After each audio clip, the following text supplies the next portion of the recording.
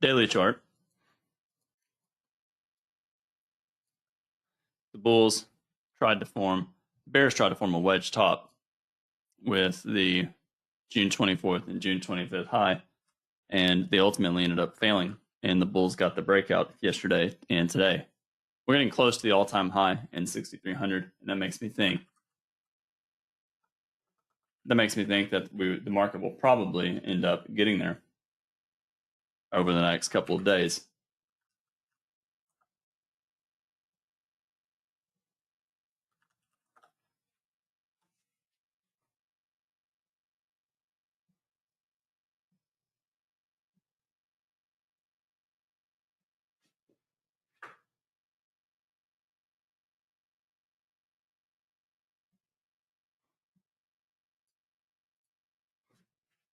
Weekly chart.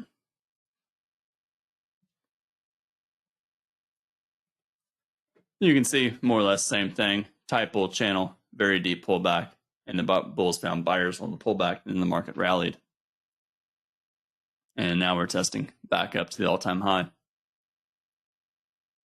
Tight trading range, bull breakout, strong enough surprise, probably will get at least a small second leg up. On the 5-minute chart, today we gapped up and we formed a bull bar. Bull bar, bar 1, but a doji, not a great buy. Not a great buy above, not a great sell below, so probably going to go sideways. Bar 2, bull bar closing on its high, good for the bulls, increase the odds, we're going to go at least a little bit higher. 3, doji, but still probably traders buying below bars. Right now, trend from the open for the bulls. 4, another bull bar, still by the close, still probably going higher, but a doji on 1, bad follow through 3. Bears that sold above 1, disappointed 2, getting out, break even at the 3 low. 4 and 5, consecutive bull bars, good for the bulls, still by the close, and first reversal down probably will fail. 6, a bull bar, but a tail above the bar. What about selling? I would not. Too many bars up, and the tail, it's a pullback on a smaller time frame, and therefore probably traders buying the close. 7, bull bar closing on its high, good for the bulls, but climactic bar. Probably going to pull back fairly soon, getting a little bit parabolic. And then a doji, 8, disappointment for the bulls, by the close bulls 7, disappointed 8, getting out, break even 9. And now we have a micro double top, 8 and 9, increase the odds that we'll get a couple of legs sideways to down. 10, bear bar, breakout pullback, buy, so a high 1, probably sellers above. And at least a small second leg down, but not a great buy. Not a great sell below the bar. And then outside down, so sellers above, not a great sell below 10, but reasonable to sell above 10. Outside down, 11, good for the bears. We may go a little bit lower, but I suspect there's probably buyers not far from where we are. So as far as selling below 11, I would not. Too much risk that it's a micro double bottom and there's buyers below. 12, we broke below 11, but we reversed up. Good for the bears, probably good for the bulls. Probably going to go up and test the 9 high. Strong enough rally up to 7. I suspect at least a second leg up likely. 13, micro double bottom. 12, 13, probably buyers below 13. And then 14, second leg up for the bulls. Good for the bulls. Increases the odds. Now we're going to go sideways to up. A little bit of a surprise above the 13 high, and therefore the bears who sold 13 and more higher above 9 may be trying to get out break even back at the 13 high. 12 and then 15, bull bar, inside bar, good for the bulls. There might be sellers above, but even if there are, I suspect there's buyers probably not far below. And then a doji, 16.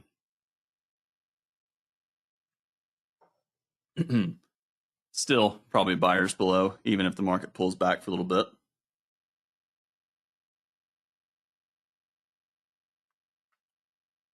$17, bear bar. You can see we tested back to the 13 close, but not a good sell below 17, probably buyers below. 18, consecutive bear bars. Strong enough that we may go a little bit lower and test down to the 11 low in the moving average, but buyers below 17, buyers below 18. I suspect the bulls that bought below 16 will probably make money as well. So really not that great. Reversal up, 18, good for the bulls. Increases the odds that we're going to go at least a little bit higher. And then reversal up 19, increase the odds. We're going to go a little bit higher. 20, doji, a little bit of a triangle, breakout mode, but above the moving average. And therefore, probability slightly favors the bulls. 21, the bull bar, body getting smaller compared to 20, but still probably buyers below. And then 23, you can see we broke below 21 and 22, but a possible higher low from 19, and therefore we still may go above 21. 23, good for the bulls, but now clearly in a triangle, 3 legs down, 12, 18, 22, 3 legs up, maybe 14, 21, and then the current bar. Bull bar 24, good for the bulls, but let's see the follow through. And then another bull bar 25, break out of the triangle, increase the odds we're going to get a second leg up, but we may have to test the breakout point of the triangle, 24 high or 23 high first. 26, consecutive bull bars, good for the bulls, but getting far from the moving average, and therefore we may start going sideways and get a pullback before we get another leg up. The rally up to 26 is strong enough that the odds favor a second leg. 27, doji, probably buyers below in a second leg up. And then 28, high one buy, but high one late in a rally. There might be more traders selling above than buying. But even if there are, I suspect there's buyers probably near the low of the bar. And then you can see what happened. Sellers above the 28 high, but buyers near the bottom third of 28. And then 30, possible in bear inside bar. Good for the bears. For the bulls, I think it's okay to exit shorts, to exit longs below 30, far from the moving average. Otherwise, traders can wait and see what the entry bar on 31 looks like. 31, high one buy, not a great buy for the bulls, and therefore we may get a second leg down after 30 and 31. So it might be more traders selling above 31. And then bull bar 32, good for the bulls, allowing the bulls who bought the high 128 and more lower to avoid a loss. 33 consecutive bull bars.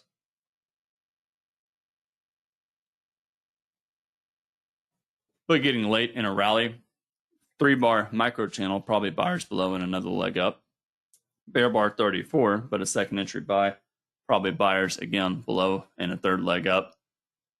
And then 35, bull bar, but not a great sell above, not a great buy above, not a great sell below. We're still holding above the moving average, and therefore probability slightly favors the bulls. Breakout 36, probably going at least a little bit higher, but look where you are, top of a wedge.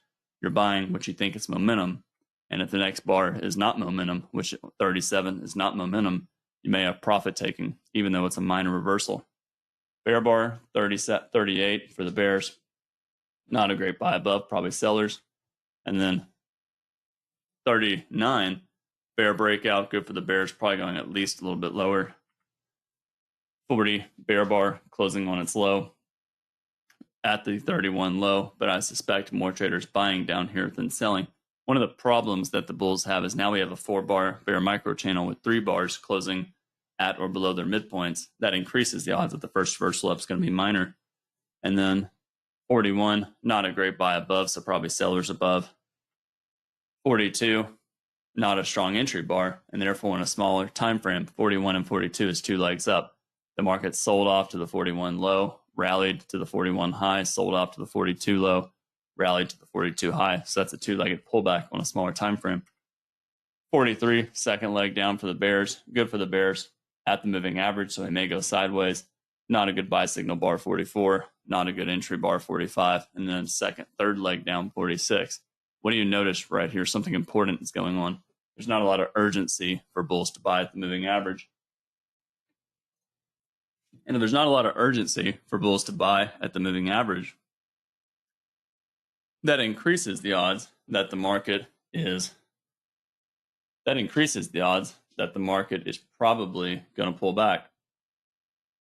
And therefore, I'm going to say it differently. If there's not buyers at the moving average, that increases the odds that we may have to go lower. We have an open gap, close of 15 to one of these closes, and I suspect we're probably going to get back down to the 15 close at some point soon.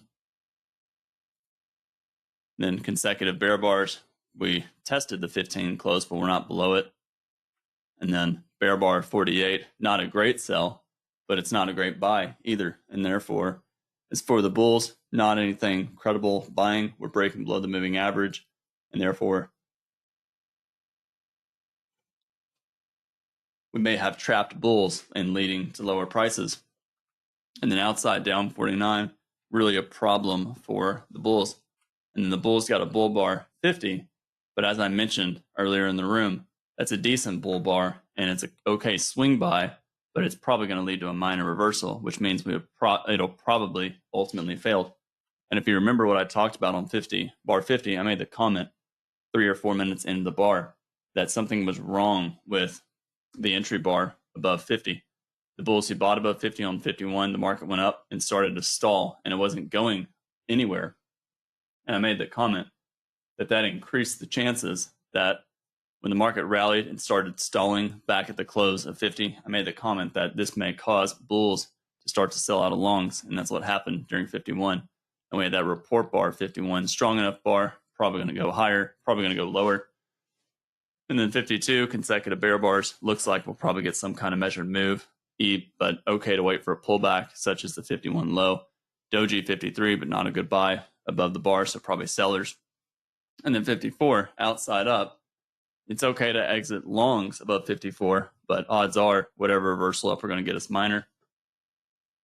And then 55, the market sold off down to the midpoint. Market sold off on 55. So it's a trend line break from 54, and we got a second leg up 56, but there's probably sellers above the 55 high. That'd be a two-legged pullback after 56.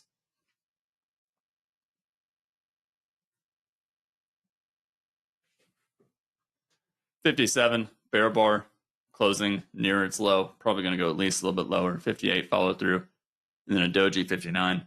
I think we may end up testing back to the 56 low, but the reality is not a good buy signal bar above 59, and therefore it's a minor reversal above. There's probably sellers above 59 scaling in higher, and instead 60, we got the downside breakout below the low of the day, and then 61 bull bar, parabolic wedge 54, 58, 60 or 61, but a tight bear channel lowers the probability for the buy. And then 62 outside down, good for the bears, probably going at least a little bit lower. 63 bull bar. And my thought here was we're at the moving average, and that'll limit the downside, consecutive sell climaxes. What about buying above 63? You probably can, but if you're going to buy above 63, it's really better to use a wide stop, because if anything, there's probably buyers below the 63 low. Bulls that bought above 63, they were disappointed with 64, the rally and pullback. And I made the comment, a lot of bulls who bought above 63, when it rallied and then started to stall and start to reverse down, a lot of those bulls will begin to reduce their position and sell out of longs. And that's what happened with 64. 64 low one short, bears will sell. And I made the comment that I thought 64 was disappointing, that just like 63 had a bad entry bar, 64, I thought that 64 is probably going to have a bad entry bar, 65. And that's what happened on the very next bar. 65, bear breakout, but probably buyers below. 66, doji. And then 67, reversal up, good for the bulls, probably going at least a little bit higher. And then you can see we rallied to the moving average. I thought always in bears, get out above 68, and there's really no credible reason for the bears to sell, which means there's no credible reason for the bulls to exit if they bought above 67. The bulls, they buy above 67, bears exit above 67. Basically a parabolic wedge, 68, 70, 72, but not a good sell. And then we rallied into the close, 73, 74, 75, and broke out to the upside, 77, 78.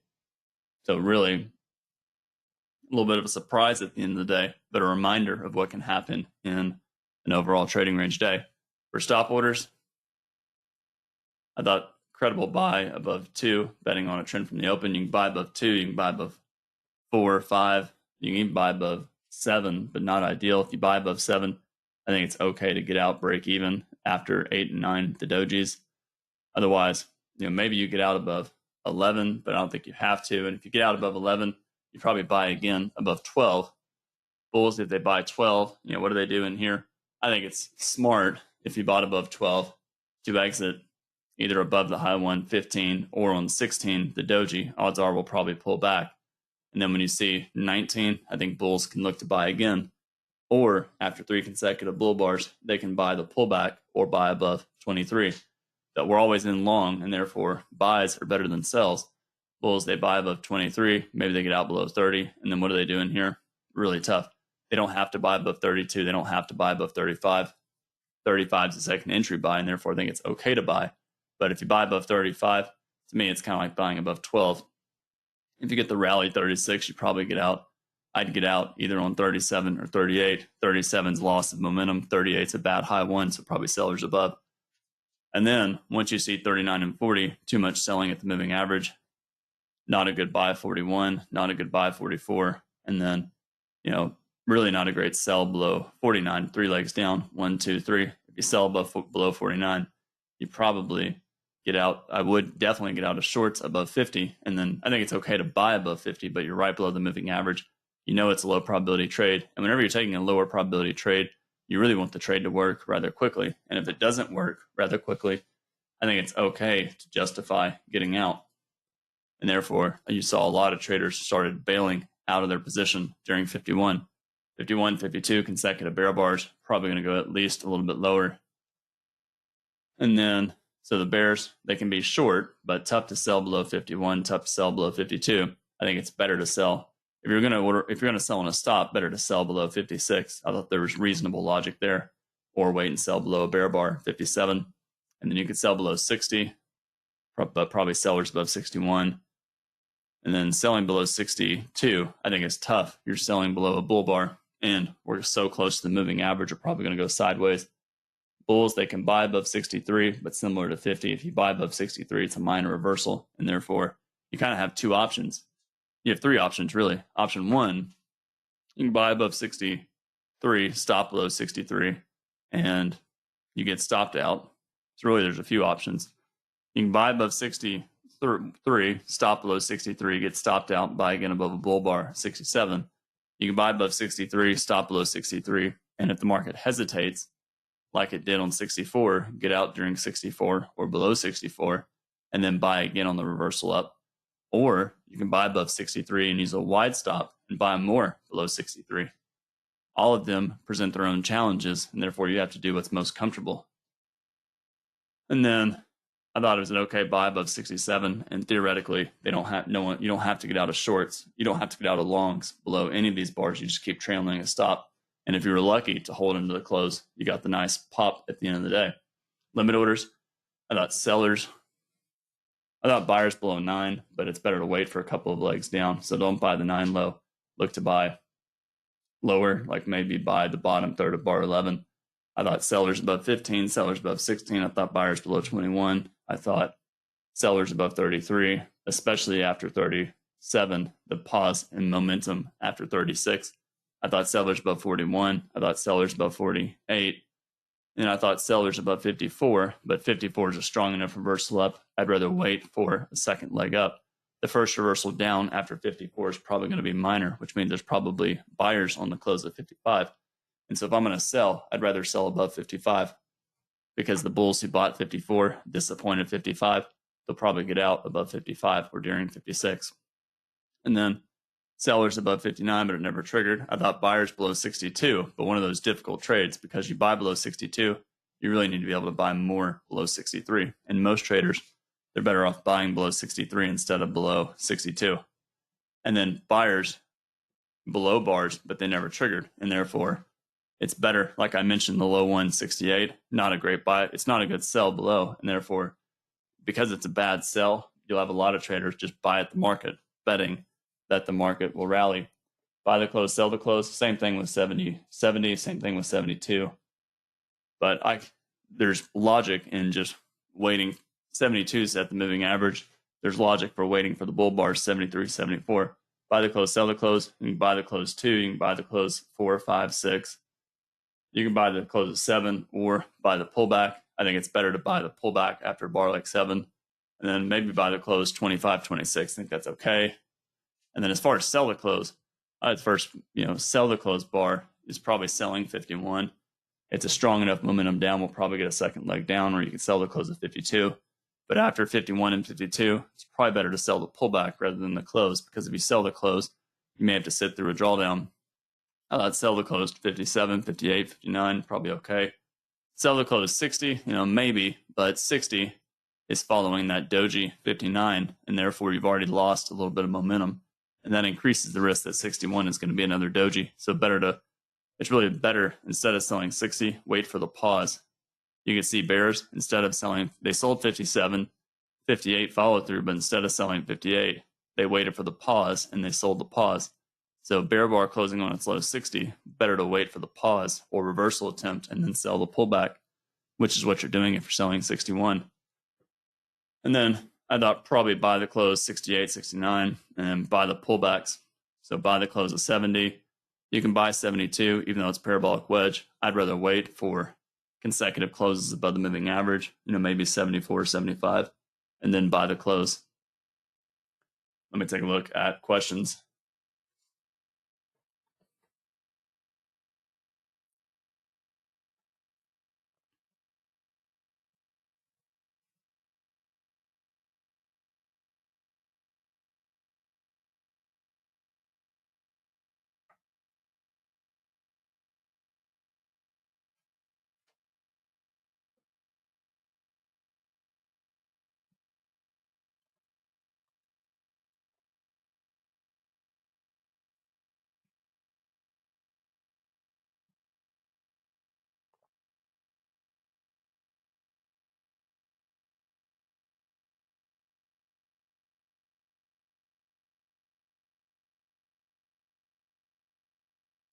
All right, so let's see here.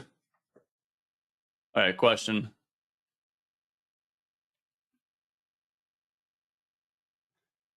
$67 was the first bar closing above the prior high. Yes, 67 first bar closing above the prior high. Yes, in a while, so I didn't buy it. Why did it turn out to be a good buy in this case? Well, I mentioned it's the consecutive sell climaxes. The always-in traders, always-in bears, realistically, if you're a bear, it makes a lot of sense to get out above the 67 high. And because of that, that makes me think that the reality is, let me say it differently, always-in bears, consecutive sell climaxes. They don't have to get out above 54. They don't have to get out above 61. But I think a lot of bears are going to get out above 63. And if they get out above 63, it's not really a great sell below 64 because of the comments I made. Bulls will look to buy below 63. And there's several reasons for that I explained just a few minutes ago. And the bears that sell below 64, they're going to get out above a bull bar. The smart ones would get out on the sign of hesitation, 65, 66. But the rest of the bulls are going to get out above 64. Okay, question. I have a problem constantly doubting signal bars because of traumatic events like 51 and 52. It's like such as traumatic events like 51, 54, 61, and 63. Happened many times in my experience. I need help gaining confidence on how to pull the trigger. How do you decide your entries? It's kind of unfortunately, there's kind of two ways you can go about it. One is the fastest way is to really define what you're doing. And you basically, it's kind of systematic trading.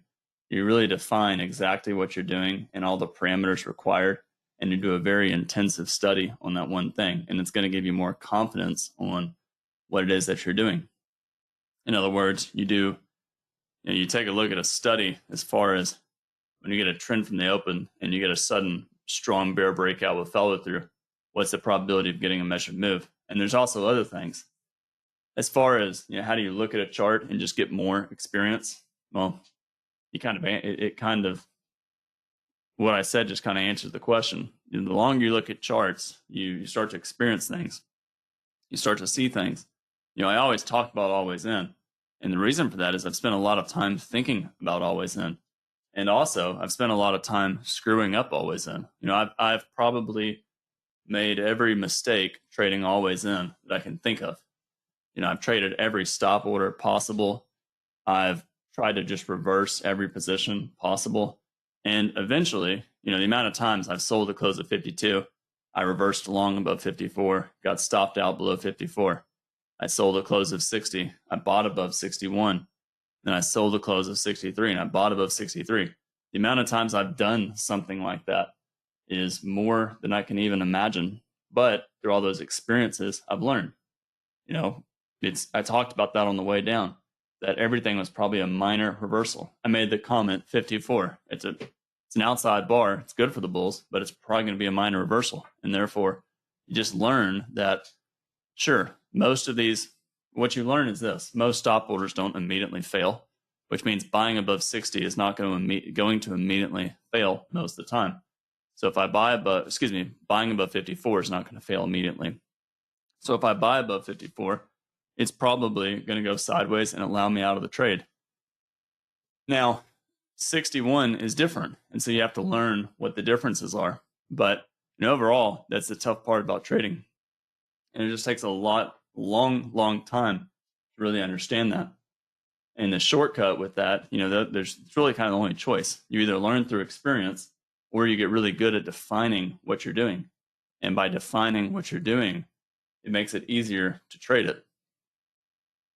So it's kind of the two spectrums. If you want to be fully discretionary and just flow with the market, that takes the longest amount of time.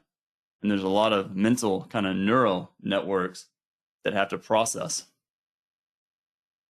The other option is start with something like a 3-bar microchannel or a breakout and follow through, kind of study and really learn what's the probability of a breakout and follow through, and define the size of the breakout, define the size of the follow through, define the 3-bar microchannel. What does it have to look like? What are the conditions you can trade it? That will speed up the process. But it's an either or choice. All right, question. Bar 72 never triggered. Correct.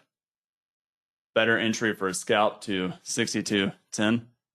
Yeah, I don't have an issue with that. For me, it's kind of a preference thing. And then the next question, the trade worked as I saw. It was a strong buying pressure. What were your thoughts? Yeah, so over here, I had a few thoughts.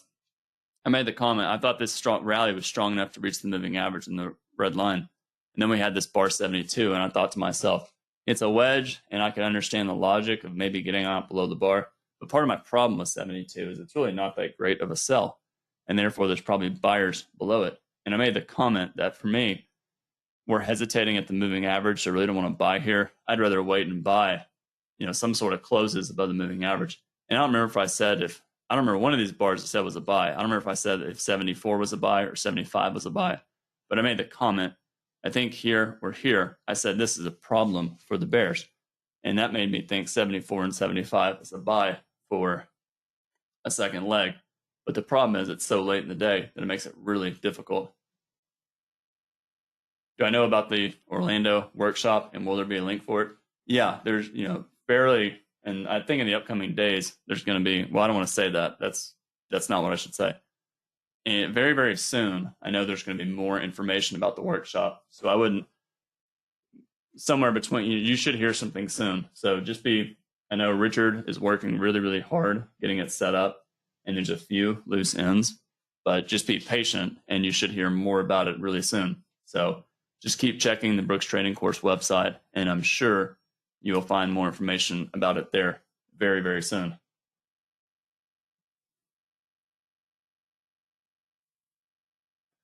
All right, so as far as Monday goes, we have a decent reversal, but for that, I need to see more. The bears need to do more than just this.